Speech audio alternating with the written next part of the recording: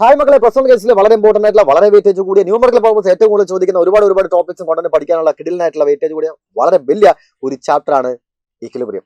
ഇക്വിലിബ്രിയത്തിൽ ഒരു പ്രോബ്ലം നമ്മൾ ചെയ്യാനായിട്ട് പോവുകയാണ്. വീക്ക് ഇലക്ട്രോലൈറ്റിന്റെ പി എച്ച് കണ്ടുപിടിക്കാനുള്ള ഒരു ഐഡിയ പറഞ്ഞു തരാനായിട്ട് പോവുകയാണ്. Strong electrolyte P H value കണ്ടുപിടിക്കാൻ വളരെ ഈസിയാണ്. അത് നമ്മൾ ലൈവ് ക്ലാസ്സിൽ ഡിസ്കസ് ചെയ്ത് കഴിഞ്ഞ കാര്യമാണ്. വീക്ക് ഇലക്ട്രോലൈറ്റ്സിന്റെ വീക്ക് ആസിഡുകളുടെയും വീക്ക് ബേസുകളുടെയും കണ്ടുപിടിക്കുന്ന എങ്ങനെ നമുക്ക് നോക്കാം. ഒരു എക്സാമ്പിൾ ഞാൻ കാണിച്ചു തരാം. ഇപ്പോൾ HCl എന്ന് പറയുന്ന സ്ട്രോങ് ആസിഡ് എടുക്കുകയാണ്. അതിൽ നിന്ന് നമുക്ക് എന്ത് കിട്ടും? ഒരു H പ്ലസും ഒരു Cl മൈനസും കിട്ടും. ആണോ? ഒരു HCl നിന്ന് ഒരു H പ്ലസും ഒരു Cl മൈനസും കിട്ടും അല്ലേ? അങ്ങനെയാണെങ്കിൽ 100 HCl ഉണ്ടെങ്കിലോ 100 H പ്ലസുകളും കിട്ടും. ഉറപ്പിച്ച് പറയാൻ പറ്റും 100 H പ്ലസുകൾ കിട്ടും, 100 Cl മൈനസ് കിട്ടും. കാരണം എന്താ? ഇത് ഒരു സൈഡ് ആരോ മാർക്കേ ഉള്ളൂ. ഇത് സ്ട്രോങ് ഇലക്ട്രോലൈറ്റ് ആണ്. ഇവിടെയുള്ള മുഴുവൻ ആളുകളും ഡിസോസിയേറ്റ് ചെയ്യും. അപ്പോൾ ഇവിടെ എത്ര HCl എടുത്തിട്ടുണ്ടോ അത്രയും തന്നെ H പ്ലസുകൾ ഒന്ന് പറയാം. ഇവിടെ 1 മോളാർ HCl ഉണ്ടെങ്കിൽ 1 മോളാർ H പ്ലസുകൾ ഉണ്ടായിരിക്കും. അപ്പോൾ വളരെ ഈസി ആയിട്ട് H പ്ലസിന്റെ അളവ് നമുക്ക് സ്ട്രോങ് ആസിഡുകളിൽ കണ്ടുപിടിക്കാൻ പറ്റും. പക്ഷെ വീക്ക് ഇലക്ട്രോലൈറ്റിൽ കൃത്യമായി നമുക്ക് പറയാനായിട്ട് കഴിയത്തില്ല. എന്തുകൊണ്ട് കഴിയുന്നില്ല? ഇവിടെയുള്ള ഒരു ആസിഡ് ഡിസോസിയേറ്റ് ചെയ്ത് H പ്ലസും A മൈനസുകളായിട്ട് മാറിക്കഴിഞ്ഞാൽ അവർ വീണ്ടും തിരിച്ച് പഴയതുപോലെ തന്നെ HA ആയിട്ട് മാറും. ഇങ്ങോട്ട് തിരിച്ചിങ്ങോട്ടേക്ക് നടക്കുന്നുണ്ട്.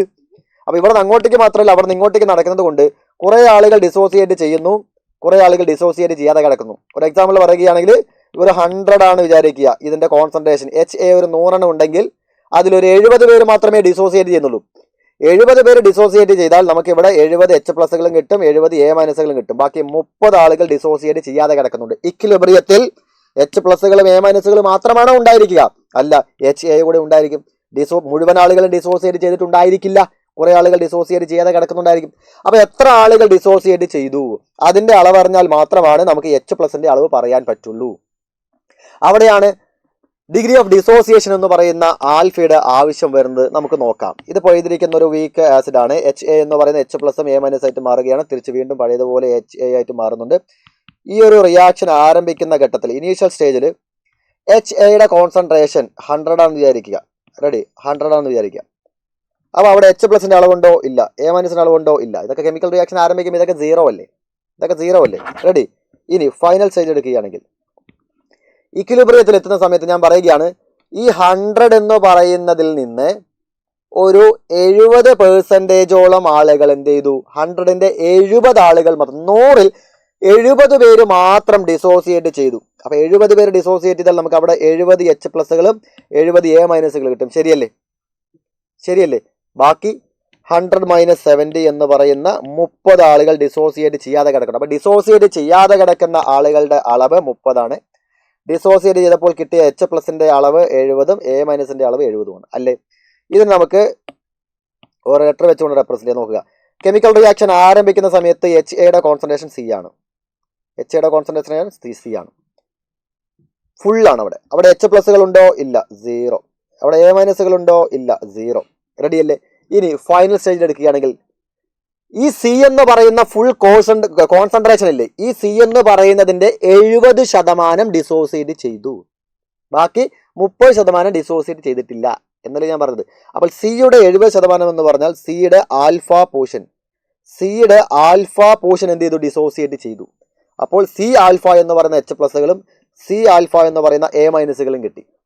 അതായത് C എന്ന് പറയുന്നതിന്റെ 70% ഡിസോസിയേറ്റ് ചെയ്തു. C എന്ന് പറയുന്നതിന്റെ 70%. റെഡിയാണ്? C എന്ന് പറയുന്നതിന് 70% ഡിസോസിയേറ്റ് ചെയ്തപ്പോൾ H പ്ലസിന്റെ കോൺസെൻട്രേഷൻ C ആൽഫയും A മൈനസിന്റെ കോൺസെൻട്രേഷൻ C ആൽഫ. അപ്പോൾ HAയുടെ കോൺസെൻട്രേഷൻ എത്രയായിരിക്കും? സിയുടെ എത്ര പോർഷൻ ഡിസോസിയേറ്റ് ചെയ്തിട്ടില്ല? സിയുടെ 30% ഡിസോസിയേറ്റ് ചെയ്തിട്ടില്ല. എന്ന് പറഞ്ഞാൽ സിയുടെ 100 - 70 ഡിസോസിയേറ്റ് ചെയ്തിട്ടില്ല. റെഡി? 100 എന്ന് പറഞ്ഞാൽ ഫുൾ അല്ലേ, അത് 1 ആയിട്ട് എടുക്കുന്നു. പിന്നെ 70% എന്ന് പറഞ്ഞാൽ ഇവിടെ ആൽഫയല്ലേ, അപ്പോൾ 1 - ആൽഫ എന്ന് കൊടുക്കുന്നു. അപ്പോൾ ഈ ഒരു ഭാഗത്ത് നമുക്ക് എങ്ങനെ എഴുതാം? C × 1 - ആൽഫ എന്ന് കൊടുക്കാം. എന്താണ് C × 1 - ആൽഫ? പറഞ്ഞു വന്നത് ഇക്വിലിബ്രിയത്തിലുള്ള ഡിസോസിയേറ്റ് ചെയ്യാതെ കിടക്കുന്ന HAയുടെ അളവ് C × 1 - ആൽഫ, H പ്ലസുകളുടെ അളവ് C ആൽഫ, A മൈനസുകളുടെ അളവും C ആൽഫ. റെഡിയല്ലേ? ഇതിൽ ഇക്വിലിബ്രിയം കോൺസ്റ്റന്റ് എക്സ്പ്രഷൻ പറഞ്ഞേ. ഇതിൽ K = എന്താണ് വരിക എന്ന് പറഞ്ഞേ? K = പ്രൊഡക്റ്റിന്റെ കോൺസെൻട്രേഷൻ ഡിവൈഡഡ് ബൈ റിയാക്ടൻസിന്റെ കോൺസെൻട്രേഷൻ അല്ലേ? H പ്ലസിന്റെയും A മൈനസിന്റെയും കോൺസെൻട്രേഷൻ ഇൻറ്റു ചെയ്യുക ഡിവൈഡഡ് ബൈ HAയുടെ കോൺസെൻട്രേഷൻ. അപ്പോൾ H പ്ലസിന്റെ കോൺസെൻട്രേഷൻ എന്താണ്? C ആൽഫ ഇൻറ്റു A മൈനസിന്റെ കോൺസെൻട്രേഷൻ എത്രയാണ്? അതും C ആൽഫ. റെഡി? രണ്ടും എന്താണ്? C ആൽഫ ഡിവൈഡഡ് ബൈ HAയുടെ കോൺസെൻട്രേഷൻ എത്രയാണ്? C × 1 - alpha. ഇതിൽ ആരൊക്കെ വെട്ടിപ്പോവും?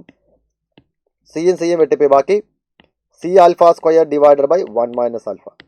C alpha square divide by 1 minus alpha. ഇപ്പോൾ നമ്മളിവിടെ പറഞ്ഞിരിക്കുന്ന കെ എന്ന് പറഞ്ഞ ഇക്വിലിബ്രിയം കോൺസ്റ്റന്റ് എന്ന് പറഞ്ഞാൽ പറഞ്ഞില്ലേ, അത് ആക്ച്വലി ഇവിടെ നമ്മൾ വിളിക്കുന്നത് അയണൈസേഷൻ കോൺസ്റ്റന്റ് എന്നാണ്. അയണൈസേഷൻ കോൺസ്റ്റന്റ് കെ എ എന്നാണ് നമ്മൾ അതിന് പറയുക, കെ എ. ഓക്കെ, അതിൽ ചെറിയൊരു വ്യത്യാസം നമ്മൾ വരുത്തുന്നുണ്ട്. നോക്കണേ, കെ എ എന്ന് പറഞ്ഞാൽ C alpha square divided by 1 minus ആൽഫയാണ്. റെഡി? ഇതിൽ ഈ ആൽഫ എന്ന് പറയുന്നത് 1നേക്കാൾ വളരെ വളരെ ചെറുതാണെങ്കിൽ, ആൽഫ എന്ന് പറഞ്ഞാൽ ഡിസോസിയേഷൻ, ഡിഗ്രി ഓഫ് ഡിസോസിയേഷൻ ആണ്, അത് ഡിസോസിയേറ്റിന് അളവ് വളരെ വളരെ കുറവാണെങ്കിൽ 1 മൈനസ് ആൽഫ എന്ന് പറയുന്നത് ആൽഫ എന്ന് പറയുന്നത് വളരെ വളരെ കുറവാണെന്നുണ്ടെങ്കിൽ 1 മൈനസ് ആൽഫ എന്ന് പറയുന്നത് നമുക്ക് എന്തായിട്ട് തന്നെ എടുക്കാം, 1 ആയിട്ട് തന്നെ എടുക്കാം. ആൽഫ വളരെ വളരെ ചെറുത് 1 മൈനസ് 0.0001 ആണെന്നുണ്ടെങ്കിൽ അത് 1 തന്നെയായിട്ട് നമുക്ക് എടുക്കാം, അല്ലേ? അതുപോലെ തന്നെ ഇവിടെ പറഞ്ഞു 1 മൈനസ് ആൽഫ എന്ന് പറഞ്ഞാൽ 1 ആയിട്ട് എടുക്കാം. അപ്പോൾ കെ എ എന്ന് പറഞ്ഞാൽ വരും, കെ എ എന്ന് പറഞ്ഞാൽ ഇത്രയും പോർഷൻ 1 ആയി. അപ്പോൾ K a is equal to C alpha square എന്ന് കിട്ടി. റെഡിയാണ്. ഈ ഒരു ഇക്വേഷൻ നിങ്ങൾ നോക്കി വെക്കണേ. അതിനേക്കാൾ അപ്പുറത്ത് ഇതിൽ നിന്നും ആൽഫ ഈക്വൽ ടു എന്ന് കിട്ടുന്നു പറഞ്ഞു. സി ആൽഫ സ്ക്വയർ എന്ന് പറഞ്ഞാൽ കെ എ ആണ്. അതിൽ ആൽഫ സ്ക്വയർ എന്ന് പറഞ്ഞാൽ കെ എ ബൈ സി ആണ്. ആ സ്ക്വയർ അങ്ങോട്ടേക്ക് പോകുമ്പോൾ എന്തായിട്ട് മാറും, റൂട്ടായിട്ട് മാറും. അപ്പോൾ alpha equal to root K a by C ആണ്. അപ്പോൾ ഇതിൽ കണ്ടുപിടിക്കേണ്ടതായിട്ട് വരുന്ന കാര്യങ്ങൾ എന്ന് പറഞ്ഞാൽ കെ എ എത്രയാണെന്ന് കണ്ടുപിടിക്കേണ്ടതായിട്ട് വരും. സി ആൽഫ സ്ക്വയർ വെച്ചുകൊണ്ട് നിങ്ങൾക്ക് കെ എ കണ്ടുപിടിക്കാം. ഒന്ന്, സി ഉറപ്പായും ക്വസ്റ്റിൽ തരും, കാരണം കോൺസെൻട്രേഷൻ അറിഞ്ഞാലേ ബാക്കി കാര്യങ്ങൾ നമുക്ക് ചെയ്യാനായിട്ട് പറ്റത്തുള്ളൂ. അപ്പോൾ സി ഉറപ്പായും തരും. അതിനോടൊപ്പം ആൽഫ തന്നിരിക്കുകയാണെങ്കിൽ കെ എ കണ്ടുപിടിക്കേണ്ട ആവശ്യം വരും. കെ എ തന്നിട്ട് ആൽഫ കണ്ടുപിടിക്കേണ്ട ആവശ്യം വരും. ഉറപ്പായും ക്വസ്റ്റിൽ തരുന്ന സി എന്ന് പറയുന്ന കോൺസെൻട്രേഷൻ അറിയും. വീക്ക് ഇലക്ട്രോലൈറ്റിന്റെ കോൺസെൻട്രേഷൻ തരും. അതിൽ ഡിഗ്രി ഓഫ് ഡിസോസിയേഷൻ കണ്ടുപിടിക്കാൻ പറയും. ആൽഫ കെ എ തന്നിട്ട് ആൽഫ കണ്ടുപിടിക്കാൻ പറയും, അല്ലെങ്കിൽ ആൽഫ തന്നിട്ട് കെ എ കണ്ടുപിടിക്കാൻ പറയും. അപ്പോൾ ഈ രണ്ടാളുകൾ നിങ്ങൾ നോക്കി വെച്ചോണം. റെഡിയല്ലേ? ഇനി അതുമായി ബന്ധപ്പെട്ട പ്രോബ്ലത്തോട് നമ്മൾ കടക്കാനായിട്ട് പോവുകയാണ്. അപ്പോൾ ഒരു കാര്യം പറയുന്നുണ്ട്, എച്ച് പ്ലസിന്റെ കോൺസെൻട്രേഷൻ എത്രയാണ്? C alpha. നോക്കണേ, കോൺസെൻട്രേഷൻ ഓഫ് എച്ച് പ്ലസ് എന്ന് പറഞ്ഞാൽ എത്രയാണ്? സി ആൽഫയാണ്. ഈ തന്നിരിക്കുന്ന ഇക്വേഷൻ അനുസരിച്ച് കൊണ്ട്. റെഡിയല്ലേ? നമുക്കൊരു പ്രോബ്ലം ചെയ്യാം. നോക്കൂ, ദ അയണൈസേഷൻ കോൺസ്റ്റന്റ് തന്നിട്ടുണ്ട്, അഥവാ കെ എ തന്നിട്ടുണ്ട്.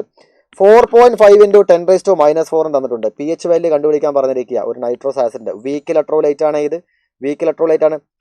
ഈ H3O+ എന്ന് പറഞ്ഞാൽ എച്ച് പ്ലസ് തന്നെയാണ് മക്കളെ. ഈ HNO3 ഇല്ലേ, സോറി HNO2 ഇല്ലേ, നൈട്രോസ് ആസിഡ്. ഈ HNO2 എന്ന് പറയുന്നത് എച്ച് പ്ലസിനെ വിട്ടുകൊടുക്കും. ആ എച്ച് പ്ലസ് ഈ വാട്ടറിനോടൊപ്പം ചേർന്നിട്ട് H3O+ ആവും. അപ്പോൾ എത്ര H3O+ ഉണ്ടോ അത്രത്തോളം എച്ച് പ്ലസ് ഉണ്ട് എന്നാണ് അർത്ഥം. മനസ്സിലാക്കുക. ബാക്കിയുള്ള NO2- ഇപ്പുറത്ത് വന്ന് കിടക്കുന്നുണ്ട്. അപ്പൊ ഇത് എന്ന് പറഞ്ഞാൽ എച്ച് പ്ലസ് തന്നെയാണ്. H3O+ എന്ന് പറഞ്ഞാൽ എച്ച് പ്ലസുകൾ തന്നെയാണ് എന്ന് മനസ്സിലാക്കൂ. അപ്പൊ അതിന്റെ എന്താണ്, പി എച്ച് വാല്യൂ തന്നിട്ടുണ്ട്, അതിന്റെ കോൺസെൻട്രേഷൻ തന്നിട്ടുണ്ട്, അല്ലേ? സോറി, പി എച്ച് വാല്യൂ കണ്ടുപിടിക്കാൻ പറഞ്ഞിരിക്കുകയാണ്, കോൺസെൻട്രേഷൻ തന്നിട്ട്. അപ്പൊ തന്നിരിക്കുന്ന കാര്യങ്ങൾ എന്തൊക്കെയാണ്? കെ എ ക്വസ്റ്റ്യനിൽ തന്നിട്ടുണ്ട്. അയണൈസേഷൻ കോൺസ്റ്റന്റ് തന്നിട്ടുണ്ട് 4.5 × 10⁻⁻⁴ തന്നിട്ടുണ്ട്. കോൺസെൻട്രേഷൻ സി തന്നിട്ടുണ്ട് 0.04 മോളാർ എന്ന്. കാണാവൂ നിങ്ങൾക്ക്? കാണാവുന്ന ചില സമയത്ത് ഈ പേനയുടെ സൈസ് കൂടുകയും കുറയുകയും ചെയ്യുന്നു. ഇന്നാ ചെയ്യാൻ പറ്റുന്നില്ല. അപ്പോൾ ഇത് നമുക്ക് കിട്ടിയിട്ടുണ്ട്.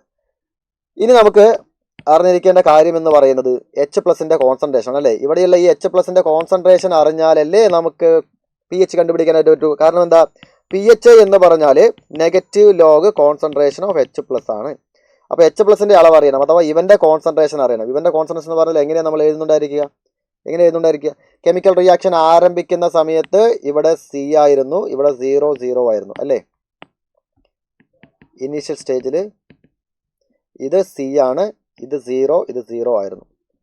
കെമിക്കൽ റിയാക്ഷൻ കഴിയുന്ന സമയത്തോ ഫൈനലാക്കുന്ന സമയത്ത് ഇത് സി × 1 - ആൽഫയും ഇത് സി ആൽഫയും ഇത് സി ആൽഫയും, അല്ലേ? അപ്പൊ സിയും ആൽഫയും കിട്ടി എന്ന് പറഞ്ഞാൽ നമുക്ക് എന്ത് കിട്ടി? എച്ച് പ്ലസ് കിട്ടി. അപ്പൊ എച്ച് പ്ലസിന്റെ കോൺസെൻട്രേഷൻ കണ്ടുപിടിക്കാൻ എന്ത് വേണം? സി ആൽഫ വേണം. സി ക്വസ്റ്റ്യനിൽ തന്നിട്ടുണ്ട്, ആൽഫയോ തന്നിട്ടില്ല. അപ്പോൾ നമ്മൾ എന്ത് ചെയ്യേണ്ടതുണ്ട്? കെ എ എന്ന് പറയുന്ന ഈ രണ്ട് വാല്യൂ വെച്ചുകൊണ്ട് നമ്മൾ ആദ്യം ആൽഫ കണ്ടുപിടിക്കണം. ആൽഫ കണ്ടുപിടിക്കാനുള്ള ഇക്വേഷൻ നമുക്ക് അറിയാമേ. എന്താണ്? Alpha is equal to root of K a by C ആണ്. അപ്പോൾ റൂട്ട് കെ എ എന്ന് പറഞ്ഞാൽ എത്രയാ? Root K a 4.5 × 10⁻⁻⁴ divide by C എന്ന് പറഞ്ഞാൽ 0.04. അപ്പോൾ മുകളിലുള്ള നമ്പർ താഴത്തുള്ള നമ്പറും കൂടെ ഡിവൈഡ് ചെയ്യുക. അപ്പോൾ 112 എന്ന് വരും ഇൻറ്റു 10⁻⁻⁴. അപ്പോൾ ഇത് ഈ നമ്പറിന്റെ റൂട്ടും കാണുക, 10⁻⁻⁴ പകുതി, 10⁻⁻⁴ പകുതി -2 അതുകൊണ്ട് എഴുതുക. പരിപാടി കഴിഞ്ഞു. ഈക്വൽ ടു ഇത് ചെയ്താൽ നമുക്ക് അവസാനം കിട്ടുക 0.106 എന്ന് കിട്ടും. എന്ത് കിട്ടി? ആൽഫ കിട്ടി. നോക്കണേ, ആൽഫ കിട്ടി. അപ്പൊ ആൽഫ നമുക്കറിയാം. എന്തൊക്കെയാണ്? ആൽഫ നമുക്കറിയാം, സി നമുക്കറിയാം. എച്ച് പ്ലസിന്റെ കോൺസെൻട്രേഷൻ കണ്ടുപിടിക്കാൻ പറ്റൂലേ? അത്രയേ ഉള്ളൂ. അപ്പോൾ എച്ച് പ്ലസിന്റെ concentration is equal to C alpha. C എന്ന് പറഞ്ഞാൽ 0.04 ഇൻറ്റു ആൽഫ എന്ന് പറഞ്ഞാൽ 0.106. സി ആൽഫ എന്ന് പറയുന്ന എച്ച് പ്ലസിൻ്റെ കോൺസെൻട്രേഷൻ 0.00424 എന്ന് കിട്ടും. അപ്പോൾ നമുക്ക് വളരെ ഈസി ആയിട്ട് പി എച്ച് കണ്ടുപിടിച്ചൂടെ. പി എച്ച് ഈക്വൽ ടു എന്താണ്? Negative log concentration of H plus equal to negative log H പ്ലസിൻ്റെ കോൺസെൻട്രേഷൻ നമുക്ക് കിട്ടിയിട്ടുണ്ട്. എത്രയാണ്? 0.00424 ഈക്വൽ ടു 2.373. വളരെ ഈസി ആയിട്ട് കാര്യം മനസ്സിലായെന്ന് വിചാരിക്കുന്നു. ഇങ്ങനെയുള്ള കാര്യങ്ങളായിരിക്കും എക്സാമിന് ചോദിക്കുക. ഇവിടെ അറിഞ്ഞിരിക്കേണ്ട ഇക്വേഷൻ എന്ന് പറയുന്നത് സിയും ആൽഫയും കെയും തമ്മിലുള്ള ആ ഒരു ഇക്വേഷനാണ്. ഈ ഇക്വേഷൻ അറിഞ്ഞിരിക്കേണ്ടത്. പിന്നെ എച്ച് പ്ലസിൻ്റെ കോൺസെൻട്രേഷൻ ഇതാണ് എന്നും പി എച്ച് ഈക്വൽ ടു കണ്ടുപിടിക്കാനുള്ള ഈ ഇക്വേഷനും ഫൈനൽ ആൻസർ. ഇത്രയൊക്കെ വേണത് 3 മാർക്കിന് വരെ ചോദിക്കാവുന്ന ഒരു ചോദ്യമാണ് ഈ ഒരു ക്വസ്റ്റൻ നമ്മൾ ഇവിടെ ഉൾപ്പെടുത്തിയിരിക്കുന്നത്. കൃത്യമായിട്ടും വ്യക്തമായിട്ടും ഈ പറയുന്ന കൺസെപ്റ്റും കാര്യങ്ങളും മനസ്സിലായെന്ന് വിചാരിക്കുന്നു. വീണ്ടും അടുത്ത ക്ലാസ്സിൽ അടുത്ത കിടിലൻ ടോപ്പിക്കുമായിട്ട് കാണാം. Thank you so much. അടിപൊളി എന്ന് പഠിക്കും. ഓക്കെ.